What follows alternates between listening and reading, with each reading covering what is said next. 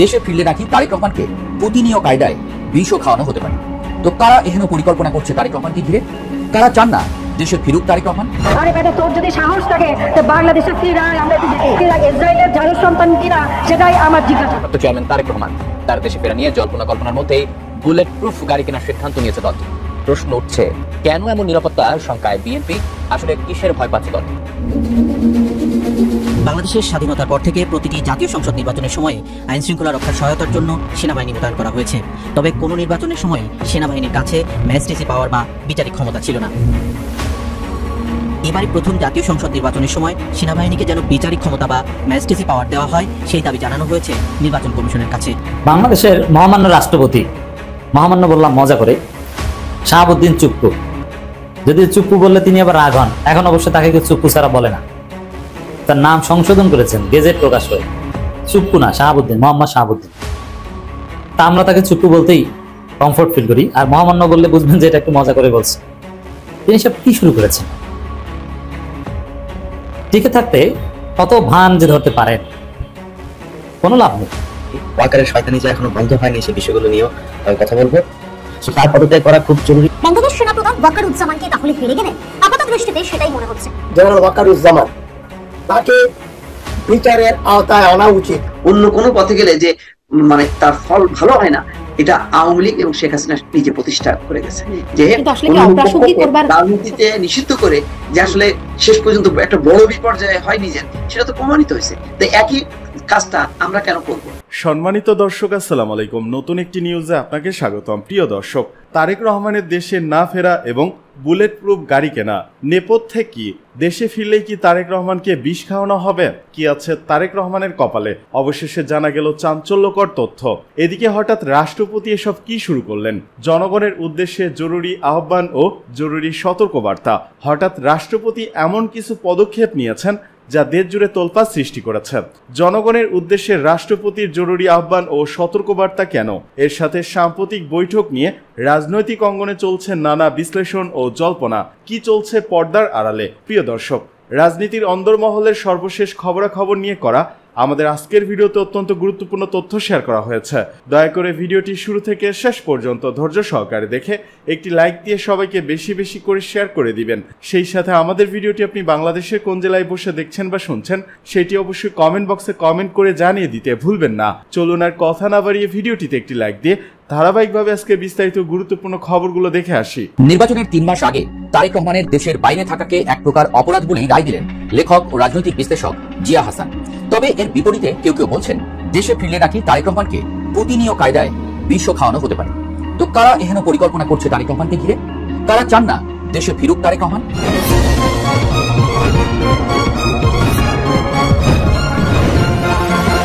দশকের পর দশক ধরে ক্ষমতায় থাকা মহামতি পুতিনকে নাকি একমাত্র অ্যালেক্সেই নাভালনি নামাতে পারতেন। পুতিন সে ঝুঁকি নেননি। ঝুঁকি নেওয়ার মানুষ পুতিন নন।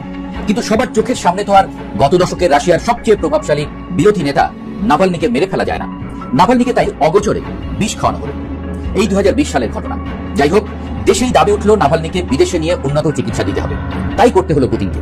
জার্মানির উন্নত চিকিৎসায় সুস্থ হয়ে নাভালনি রাশিয়ায় ফিরলেন ঠিকই, কিন্তু মুক্ত বাতাসে আর হাঁটতে পারেননি, কারণ গলায় ঝুলছিল 19 বছরের কারাদণ্ড।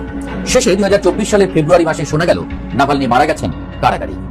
সেই ঘটনার প্রায় বছর দেড়েক পরে বাংলাদেশেও এমন কিছুর আভাস পাচ্ছেন কেউ কেউ। তবে নাভালনির জায়গায় বসানো হচ্ছে তারেক রহমানকে। সামাজিক মাধ্যমে প্রশ্ন উঠছে, দেশে ফিরলে কি তারেক রহমানের কপালেও আছে এমন পরিণতি?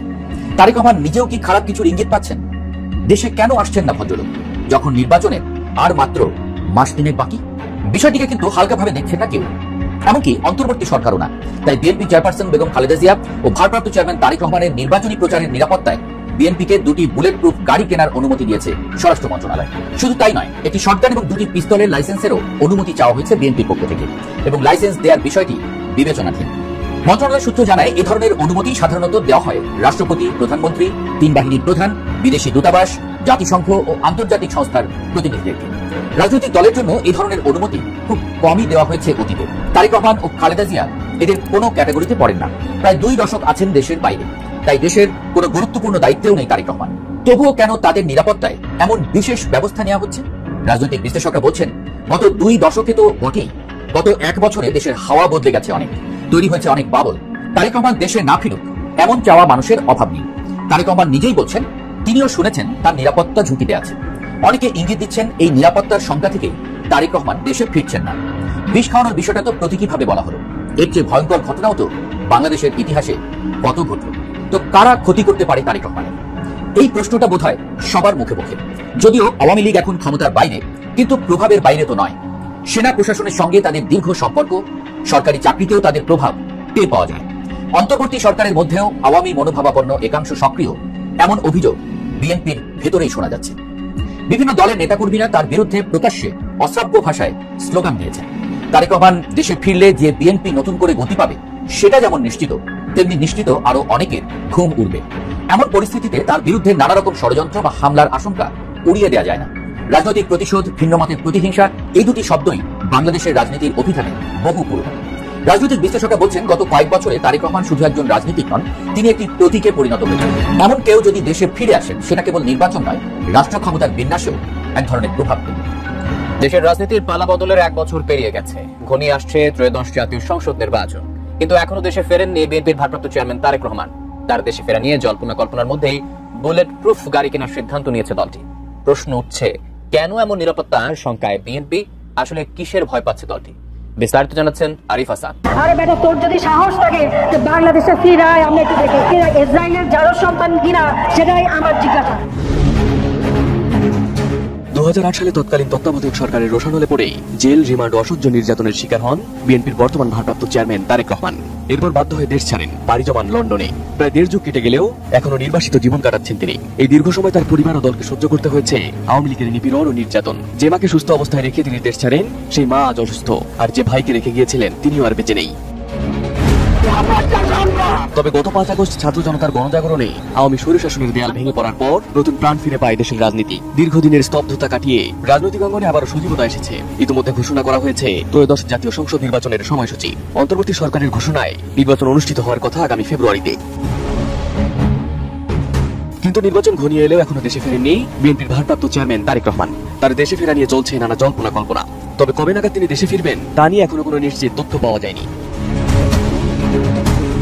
এই বিষয়ে তারা দেশে ফেরাও রাজনৈতিক ভবিষ্যৎ নিয়ে এটিএন নিউজের সঙ্গে খোলামেলা কথা বলেছেন বিএনপি চেয়ারপারসনের উপদেষ্টা সৈয়দ মোয়াজ্জেম হোসেন। বাস্তবতাও আছে, আমাদের বাংলাদেশের সামাজিক অবকাঠামোতে মধ্যবিত্ত পরিবারের কিছু টানাপোড়েন থাকে।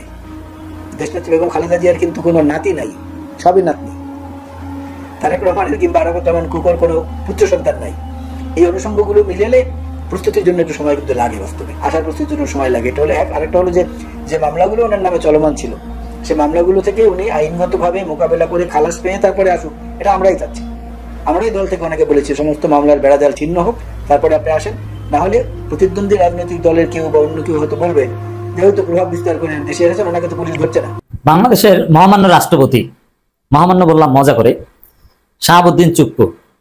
যদি চুপ্পু বললে তিনি আবার রাগ হন। এখন অবশ্য তাকে কেউ চুপ্পু ছাড়া বলে না, তার নাম সংশোধন করেছেন, গেজেট প্রকাশ করে। চুপ্পু না, শাহাবুদ্দিন, মোহাম্মদ শাহাবুদ্দিন। তা আমরা তাকে চুপ্পু বলতেই কমফোর্ট ফিল করি। আর মহামান্য বললে বুঝবেন যে এটা একটু মজা করে বলছে। তিনি সব কি শুরু করেছেন? টিকে থাকতে কত ভান যে ধরতে পারেন, কোনো লাভ নেই। জামাত এনসিপি অলরেডি রাষ্ট্রপতির বিরুদ্ধে চূড়ান্ত বার্তা দিয়ে দিয়েছে। দর্শক, আপনারা জানেন যে এই চুপ্পু হাসিনার রাষ্ট্রপতি, এবং আপনি চিন্তা করেন যে আওয়ামী লীগের স্বর্ণ যুগে, ফ্যাসিবাদের একদম গোল্ডেন টাইমে এই কথাকার কি অপরিচিত এক চুপ্পু, তাকে ধরে এনে রাষ্ট্রপতি বানিয়েছেন, যেটা অকল্পনীয় ছিল, কেউ প্রেডিক্ট করতে পারেনি। না আলোচনা চলে কে হবেন রাষ্ট্রপতি, কেউ বলছেন ওবায়দুল কাদের, কেউ হবেন অমুক তমুক। কিন্তু না, সব জল্পনা কল্পনার অবসান ঘটিয়ে রাষ্ট্রপতি বানালো হাসিনা এই চুপ্পুকে। তাহলে আপনি চিন্তা করেন চুপ্পু কোন পদের দালাল হলে, হাসিনার কতটা পা চাটা হলে তাকে রাষ্ট্রপতি বানাতে পারেন। এবং এই চুপ্পু ভারতে ট্রেনিং নিয়েছেন মুজিব সৈনিক হিসাবে, মুজিব বাহিনীতে ছিলেন, ছাত্রলীগ করতেন এবং হাসিনাকে পা ছুঁয়ে সালাম করতেন। এই টাইপের নোংরা থার্ড ক্লাস একজন লোক হচ্ছে এই শাহাবুদ্দিন চুপ্পু। স্বাভাবিকভাবে 5 আগস্টের পর এ বঙ্গভবনে থাকবে, এটা আমাদের জন্য অসম্মানের। একে তো টেনে হিস্ট্রে নামানোর কথা, কিন্তু এই বঙ্গভবনে পালাতক আছে। হ্যাঁ, এই চুপ্পু বাইরে বের হওয়ার সুযোগ পায় না, ডাক্তার দেখাতে বের হওয়ার সুযোগ পায় না, সাহস পায় না, এবং তাকে সরকার বের হতে দেয় না। ঈদের নামাজ, ঈদুল আজহার নামাজ থেকে শুরু করে কোনো কাজে, কোনো অনুষ্ঠানে, বিভিন্ন অনুষ্ঠানে যাওয়ার কথা, অ্যাটলিস্ট বিভিন্ন কনভোকেশনে অথবা সশস্ত্র বাহিনীর এই 3 নভেম্বরের প্রোগ্রাম, আরো নানান প্রোগ্রামে থাকার কথা, কিন্তু না, থাকতে পারছেন না, তাকে কোথাও নেওয়া হয় না। কেন? যে চুপ্পু যদি বঙ্গভবন থেকে বের হন, জনগণ জুতা দিয়ে পিটাবে, মহামান্য ছুটিয়ে দেবে জুতা দিয়ে পিটিয়ে। এই টাইপের একজন নোংরা থার্ড ক্লাস লোক। কিন্তু চুপ্পুকে সরানো হয়নি, সরানোর চেষ্টা করেছিলেন সরকার, কিন্তু বিএনপির কারণে সরানো যায়নি। বিএনপি, সেনাপ্রধান এরা মিলে চুপ্পুকে রেখে দিয়েছে। কিন্তু এখন একটা পর্যায়ে এসেছে যে জুলাই সনদ বাস্তবায়ন হবে, জুলাই সনদের স্বাক্ষর, জুলাই সনদের যে অর্ডিন্যান্স বা সংবিধান আদেশ, এটা কে জারি করবেন? রাষ্ট্রপতি, চুপ্পু? এটা নিয়ে প্রশ্ন। এখন বর্তমান প্রচলিত সংবিধান অনুযায়ী, আইন অনুযায়ী চুপ্পুরই জারি করা দরকার। কোনো অর্ডিন্যান্স জারি করেন রাষ্ট্রপতি, কোনো অধ্যাদেশ, সংবিধান আদেশ, এগুলো জারি রাষ্ট্রপতি করেন। এটি আইন বাংলাদেশের বর্তমান সিস্টেম। এখন এই সময় যেহেতু এসে গেছে, কয়েকদিনের মধ্যে আপনার জুলাই সনদ আদেশ আপনারা দেখতে পাবেন। এখন জামাত, এনসিপি অলরেডি বার্তা দিয়ে দিয়েছে যে এই চুপ্পুর কাছ থেকে আমরা জুলাই সনদ নিব না। এই চুপ্পুকে, এ তো হাসিনার দালাল, এরকম একজন মুজিব সৈনিকের হাত থেকে জুলাই সনদ নেবে, এটা হতে পারে না। অতএব এটা আমরা মানি না। এই বার্তা জামাত স্পষ্ট করে বলেছে, জামাতের মামলা এটিএম মাসুম বলেছেন স্পষ্ট করে যে চুপ্পুর হাত থেকে আমরা জুলাই সনদ নিতে চাই না, এটা ইউনুসকে জারি করতে হবে। কিভাবে করবেন? আইন খুঁজেন, আইন না থাকলে রেডি করেন। এখন চুপ্পু একটু ভালো হওয়ার চেষ্টা করছে, চুপ্পুকে সামনে আনা হচ্ছে। কে সামনে আনছেন? ওই ওয়াকার কিন্তু চুপ্পুর পক্ষে, এবং চুপ্পুকে রেখে দেওয়ার পেছনে যারা দায়ী, বিএনপি এবং ওয়াকার, সেনাপ্রধান, এই দুই শক্তির গান ইউনুসও রাখতে চাননি। বিএনপি এবং সেনাপ্রধানের কারণে তাকে সরাতে পারেননি। এখন একটা মজার বক্তব্য দেখেন, এতক্ষণ এই আলোচনা কেন করলাম এখন রিলেট করছি। জুলাই যোদ্ধাদের আত্মত্যাগ জাতির পথকে সুগম করেছে রাষ্ট্রপতি। 5 আগস্ট মহান, জুলাই যোদ্ধারা শ্রেষ্ঠ, কত কিছু। এখন জুলাই ভালো হয়ে গেছে এবং 5 আগস্ট ফেসিবাদের পতন হয়েছে, আওয়ামী লীগ শাসন আমল ছিল ফেসিবাদ, এই কথাগুলো চুপ্পু বলছেন। কেন বলছেন ভাই? এটা কি তার মনের কথা? আর এটা কি তার বলার কথা?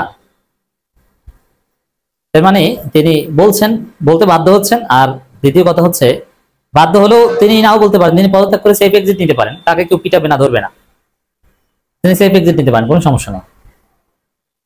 তো এই জায়গায় দর্শক,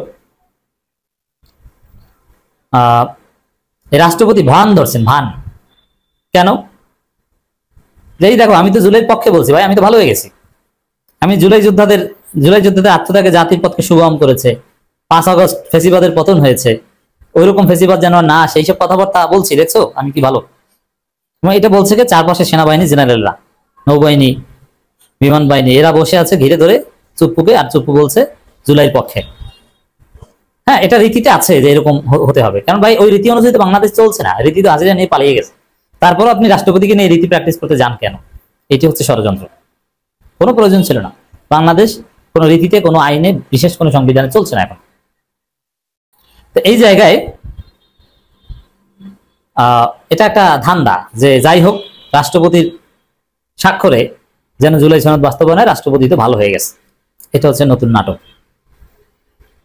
তো এতে এই নাটকের উপকারিতা কি? উপকারিতা হচ্ছে, যদি একটা সময় এসে এই চুপ্পু বলে এই জুলাই সনদে আমি স্বাক্ষর করিনি, যেমন চুপ্পুর একটা কথা নিয়ে একবার আলোচনা হয়েছিল, মানব জমিনের সম্পাদক মতিউর রহমান চুপ্পুর বন্ধু বাস করেছে, যে হাসিনার পদত্যাগ পত্র আমি পাইনি। তাহলে কি দাঁড়ালো? হাসিনা পদত্যাগ করেনি, তাহলে প্রধানমন্ত্রী কি হাসিনা? আর ইউনূসকে অবৈধ দখলদার, এটা চুপ্পু কিন্তু বলেছিলেন। তারপর চুপ্পুকে সরায়নি। এরপরে যদি চুপ্পু বলে যে আমি জুলাই সনদে স্বাক্ষর করিনি, ওটা আমার নামে স্বাক্ষর দিয়ে দেওয়া হয়েছে, সহজেই বিশ্বাসযোগ্য, কারণ চুপ্পু হচ্ছে হাসিনার লোক, সে জুলাই সনদে স্বাক্ষর করবে কেন? পরে জুলাই সনদকে বিতর্কিত করা যায় বা এটা ইনভ্যালিড করে দেওয়া যায়, নালান ভয়েড করে দেওয়া যায়। তো এরকম দুর্বিসন্ধি থেকে থাকতে পারে, তার অংশ হিসেবে এই ভান ধরা, এইসব কথায় আমরা মোটেও খুশি নই।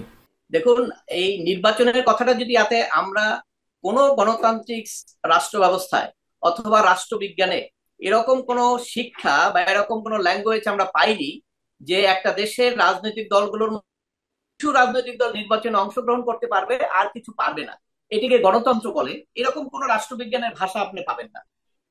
দেশের বিশেষ করে আমাদের সংবিধান যেটা আছে সেখানেও বলা আছে সকলের রাজনৈতিক দল করার অধিকার আছে।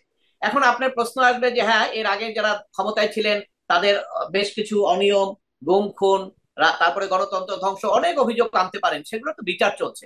কিন্তু সেই কারণে যে একটা দলকে আপনি নিষিদ্ধ করে দিবেন, তারা বা তাদের ভোটাররা ভোটই দিতে পারবে না, এটি যদি বলেন তাহলে আপনি কিন্তু আর গণতান্ত্রিক ক্যারেক্টারে থাকলেন না। তাহলে আপনার এই কথাটা যে বলেন তাকে কিন্তু আমি গণতান্ত্রিক মনে করি না, তাকে কিন্তু আমি স্বৈরতান্ত্রিকই মনে করি। কারণ আপনি যদি বলেন যে এখানে আমরা ভোট দেবো, মোস্তফা ফিরোজ, শারমিন ভোট দিতে পারবে না, তাহলে এটাকে আমি গণতান্ত্রিক মতামত বলবো না, এটা স্বৈরতান্ত্রিক মতবাদী। কারণ আমরা তিনজন আছি, আমরা তিনজনেই ভোট দিতে পারবো, এটি হলো গণতান্ত্রিক। কিন্তু এর মধ্যে একজন বাদ দিয়ে ভোট দেওয়া হবে, এটাকে গণতান্ত্রিক বলে না।